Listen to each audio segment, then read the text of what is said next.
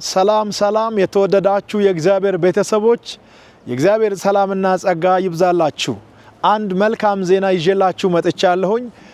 በ2018 ዓመተ ምህረት እየተደረገ ያለው የወንጌል ቱር የተሰኘ ልዩ መንፈሳዊ መርሃ ግብር በክራይስት አርሚ ኢንተርናሽናል ቤተክርስቲያን አማካኝነት በኢትዮጵያ በተለያዩ ክልሎች እየተደረገ ይገኛል። አሁን ደግሞ ከፊታችን የካቲት 13 እስከ 15 ድረስ ለ3 ተከታታይ ቀናት በሚዛን አማን አየር ማረፊያ ተዘጋጅቷል። በሚዛን አማን ብቻ ሳይሆን በአራቱ አቅጣጫ የምትገኙ የእግዚአብሔር ቤተሰቦች ከየካቲት 13 ጀምሮ እስከ 15 ድረስ በሚዛን አማን አየር ሜዳ በመገኘት ከኛ ጋር በእግዚአብሔር ክብር እንድትባረኩ ሁላችሁም ተጋብዛችኋል።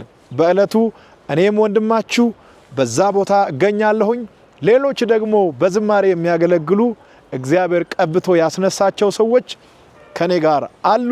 እንግዲህ ወደ ሚዛን አማን ሲመጣ ይህ ሁለተኛዬ ነው። ከመጀመሪያው ቤት ክብር ሁለተኛው ቤት ክብር ይበልጣል የሚለውን ቃል በአካል እናያለን። እግዚአብሔር በሚበልጥ ክብር ይባርከናል።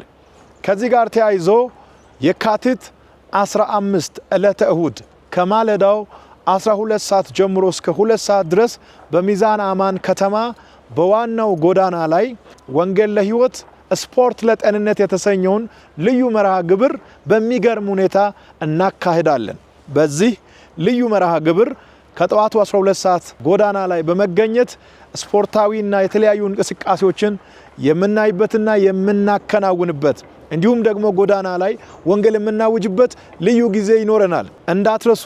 በሚዛን አማን የምትገኙ ወጣቶች በአጠቃላይ መልእክተን ዲዩት ሪፖስት ኮፒ ሊንክ በማድረግ ለብዙ ሰዎች አድርሱ። ጉዞ ወደ ሚዛን አማን ብለናል። ጌታ ይባርካችሁ።